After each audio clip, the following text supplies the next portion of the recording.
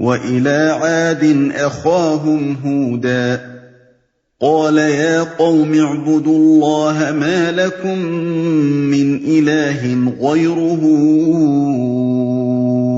إِنْ أَنتُمْ إِلَّا مُفْتَرُونَ۔ اور عاد کی طرف ہم نے ان کے بھائی ہود کو بھیجا۔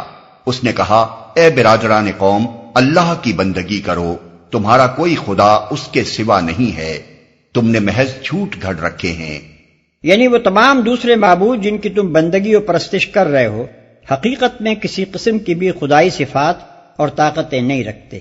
بندگی و پرستش کا کوئی استحقاق ان کو حاصل نہیں ہے، تم نے خواہ مخواہ ان کو معبود بنا رکھا ہے اور بلا وجہ ان سے حاجت روائی کی آس لگائے بیٹھے ہو۔ یا قوم لا اسألکم علیہ اجرا ان اجری الا علی الذی فطرنی افلا تعقلون۔ اے برادران قوم، اس کام پر میں تم سے کوئی اجر نہیں چاہتا، میرا اجر تو اس کے ذمے ہے جس نے مجھے پیدا کیا ہے، کیا تم عقل سے ذرا کام نہیں لیتے؟ یہ نہایت بلیغ فقرہ ہے جس میں ایک بڑا استدلال سمیٹ دیا گیا ہے۔ اس کا مطلب یہ ہے کہ میری بات کو جس طرح سرسری طور پر تم نظر انداز کر رہے ہو اور اس پر سنجیدگی سے غور نہیں کرتے، یہ اس بات کی دلیل ہے کہ تم لوگ عقل سے کام نہیں لیتے، ورنہ اگر تم عقل سے کام لینے والے ہوتے تو ضرور سوچتے کہ جو شخص اپنی کسی ذاتی غرض کے بغیر دعوت و تبلیغ اور تذکیر و نصیحت کی یہ سب مشقتیں جھیل رہا ہے، جس کی اس تگ و دو میں تم کسی شخصی یا خاندانی مفاد کا شائبہ تک نہیں پا سکتے، وہ ضرور اپنے پاس یقین و اذعان کی کوئی ایسی بنیاد اور ضمیر کے اطمینان کی کوئی ایسی وجہ رکھتا ہے جس کی بنا پر اس نے اپنا عیش و آرام چھوڑ کر اپنی دنیا بنانے کی فکر سے بے پرواہ ہو کر اپنے آپ کو اس جوخم میں ڈالا ہے کہ صدیوں کے جمے اور رچے ہوئے عقائد، رسوم اور طرز زندگی کے خلاف آواز اٹھائے اور اس کی بدولت دنیا بھر کی دشمنی مول لے لے۔ ایسے شخص کی بات کم از کم اتنی بے وزن تو نہیں ہو سکتی کہ بغیر سوچے سمجھے اسے یوں ہی ٹال دیا جائے اور اس پر سنجیدہ غور و فکر کی ذرا سی تکلیف بھی ذہن کو نہ دی جائے۔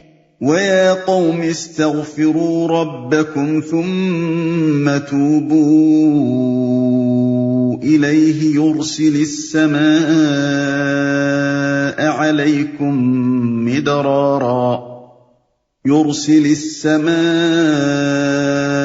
عَلَيْكُمْ مِدْرَارًا وَيَزِدْكُمْ قُوَّةً إِلَىٰ قُوَّتِكُمْ وَلَا تَتَوَلَّوْا مُجْرِمِينَ۔ اور اے میری قوم کے لوگو، اپنے رب سے معافی چاہو، پھر اس کی طرف پلٹو، وہ تم پر آسمان کے دہانے کھول دے گا اور تمہاری موجودہ قوت پر مزید قوت کا اضافہ کرے گا، مجرموں کی طرح منہ نہ پھیرو، مزید قوت کا اضافہ کرے گا۔ یہ وہی بات ہے جو پہلے رکوع میں محمد صلی اللہ علیہ وسلم سے کہلوائی گئی تھی کہ اپنے رب سے معافی مانگو اور اس کی طرف پلٹ آؤ تو وہ تم کو اچھا سامان زندگی دے گا۔ اس سے معلوم ہوا کہ آخرت ہی میں نہیں، اس دنیا میں بھی قوموں کی قسمتوں کا اتار چڑھاؤ اخلاقی بنیادوں ہی پر ہوتا ہے۔ اللہ تعالیٰ اس عالم پر جو فرمانروائی کر رہا ہے وہ اخلاقی اصولوں پر مبنی ہے، نہ کہ ان طبعی اصولوں پر جو اخلاقی خیر و شر کے امتیاز سے خالی ہوں۔ یہ بات کئی مقامات پر قرآن میں فرمائی گئی ہے کہ جب ایک قوم کے پاس نبی کے ذریعے سے خدا کا پیغام پہنچتا ہے تو اس کی قسمت اس پیغام کے ساتھ معلق ہو جاتی ہے۔ اگر وہ اسے قبول کر لیتی ہے تو اللہ تعالیٰ اس پر اپنی نعمتوں اور برکتوں کے دروازے کھول دیتا ہے، اگر رد کر دیتی ہے تو اسے تباہ کر ڈالا جاتا ہے۔ یہ گویا ایک دفعہ ہے اس اخلاقی قانون کی جس پر اللہ تعالیٰ انسان کے ساتھ معاملہ کر رہا ہے۔ اسی طرح اس قانون کی ایک دفعہ یہ بھی ہے کہ جو قوم دنیا کی خوشحالی سے فریب کھا کر ظلم و معصیت کی راہوں پر چل نکلتی ہے اس کا انجام بربادی ہے، لیکن عین اس وقت جب کہ وہ اپنے اس برے انجام کی طرف بٹٹ چلی جا رہی ہو، اگر وہ اپنی غلطی کو محسوس کر لے اور نافرمانی چھوڑ کر خدا کی بندگی کی طرف پلٹ آئے تو اس کی قسمت بدل جاتی ہے، اس کی مہلت عمل میں اضافہ کر دیا جاتا ہے اور مستقبل میں اس کے لیے عذاب کے بجائے انعام، ترقی اور سرفرازی کا فیصلہ لکھ دیا جاتا ہے۔ قالوا يا هود ما جئتنا ببينة وما نحن بتاركي آلهتنا عن قولك وما نحن لك بمؤمنين۔ انہوں نے جواب دیا، اے ہود، تو ہمارے پاس کوئی صریح شہادت لے کر نہیں آیا ہے، اور تیرے کہنے سے ہم اپنے معبودوں کو نہیں چھوڑ سکتے، اور تجھ پر ہم ایمان لانے والے نہیں ہیں۔ صریح شہادت لے کر نہیں آیا ہے، یعنی ایسی کوئی کھلی علامت یا ایسی کوئی واضح دلیل جس سے ہم غیر مشتبہ طور پر معلوم کر لیں کہ اللہ نے تجھے بھیجا ہے اور جو بات تو پیش کر رہا ہے وہ حق ہے۔ إن نقول إلا اعتراك بعض آلهتنا بسوء قال إني أشهد الله واشهدوا أني بريء مما تشركون من دونه فكيدوني جميعا ثم لا تنظرون۔ ہم تو یہ سمجھتے ہیں کہ تیرے اوپر ہمارے معبودوں میں سے کسی کی مار پڑ گئی ہے۔ ہود نے کہا میں اللہ کی شہادت پیش کرتا ہوں اور تم گواہ رہو کہ یہ جو اللہ کے سوا دوسروں کو تم نے خدائی میں شریک ٹھہرا رکھا ہے اس سے میں بیزار ہوں۔ تم سب کے سب مل کر میرے خلاف اپنی کرنی میں کسر نہ اٹھا رکھو اور مجھے ذرا مہلت نہ دو۔ ہمارے معبودوں میں سے کسی کی مار پڑ گئی ہے، یعنی تو نے کسی دیوی یا دیوتا یا کسی حضرت کے آستانے پر کچھ گستاخی کی ہوگی، اسی کا خمیازہ ہے جو تو بھگت رہا ہے کہ بہکی بہکی باتیں کرنے لگا ہے، اور وہی بستیاں جن میں کل تو عزت کے ساتھ رہتا تھا آج وہاں گالیوں اور پتھروں سے تیری تواضع ہو رہی ہے۔ میں اللہ کی شہادت پیش کرتا ہوں، یعنی تم کہتے ہو کہ میں کوئی شہادت لے کر نہیں آیا، حالانکہ چھوٹی چھوٹی شہادتیں پیش کرنے کے بجائے میں تو سب سے بڑی شہادت اس خدا کی پیش کر رہا ہوں جو اپنی ساری خدائی کے ساتھ کائنات ہستی کے ہر گوشے اور ہر جلوے میں اس بات کی گواہی دے رہا ہے کہ جو حقیقتیں میں نے تم سے بیان کی ہیں وہ سراسر حق ہیں، ان میں جھوٹ کا کوئی شائبہ تک نہیں، اور جو تصورات تم نے قائم کر رکھے ہیں وہ بالکل افطرا ہیں، سچائی ان میں ذرہ برابر بھی نہیں۔ اس سے میں بیزار ہوں۔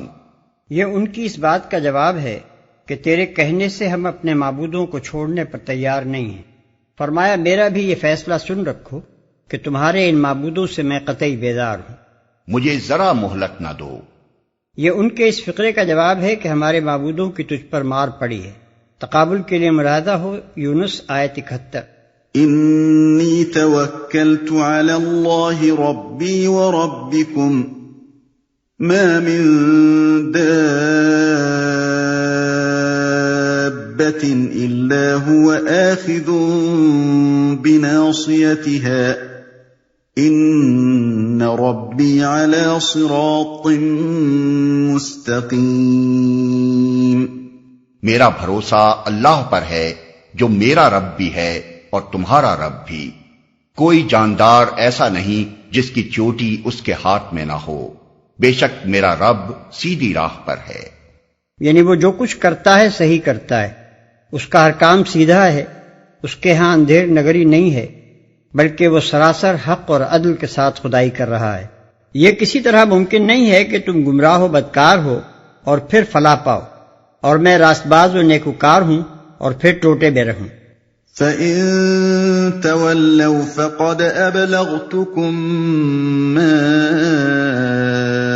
أُرْسِلْتُ بِهِ إِلَيْكُمْ وَيَسْتَخْلِفُ رَبِّي قَوْمًا غَيْرَكُمْ وَلَا تَضُرُّونَهُ شَيْئًا إِنَّ رَبِّي عَلَى كُلِّ شَيْءٍ حَفِيظٌ۔ اگر تم منہ پھیرتے ہو تو پھیر لو، جو پیغام دے کر میں تمہارے پاس بھیجا گیا تھا وہ میں تم کو پہنچا چکا ہوں۔ اب میرا رب تمہاری جگہ دوسری قوم کو اٹھائے گا اور تم اس کا کچھ نہ بگاڑ سکو گے۔ یقیناً میرا رب ہر چیز پر نگراں ہے، تم اس کا کچھ نہ بگاڑ سکو گے۔ یہ ان کی اس بات کا جواب ہے کہ ہم تجھ پر ایمان لانے والے نہیں ہیں۔ وَلَمَّا جَاءَ أَمْرُنَا نَجَّيْنَا هُودًا وَالَّذِينَ آمَنُوا مَعَهُ بِرَحْمَةٍ مِنَّا وَنَجَّيْنَاهُم مِّنْ عَذَابٍ غَلِيظٍ۔ پھر جب ہمارا حکم آ گیا تو ہم نے اپنی رحمت سے ہود کو اور ان لوگوں کو جو اس کے ساتھ ایمان لائے تھے نجات دے دی اور ایک سخت عذاب سے انہیں بچا لیا۔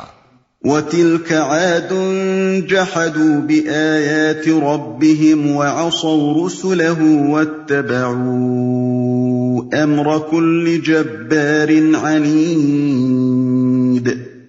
یہ ہیں عاد، اپنے رب کی آیات سے انہوں نے انکار کیا، اس کے رسولوں کی بات نہ مانی اور ہر جبار دشمن حق کی پیروی کرتے رہے، اس کے رسولوں کی بات نہ مانی۔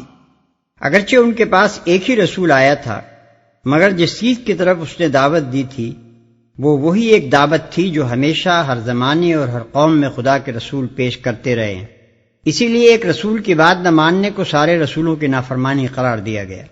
وَأُتْبِعُوا فِي هَذِهِ الدُّنْيَا لَعْنَةً وَيَوْمَ الْقِيَامَةِ أَلَا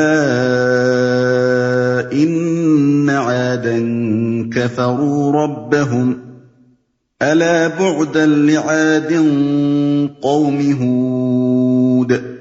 آخر کار اس دنیا میں بھی ان پر پھٹکار پڑی اور قیامت کے روز بھی۔ سنو، عاد نے اپنے رب سے کفر کیا، سنو، دور پھینک دیے گئے عاد، ہود کی قوم کے لوگ۔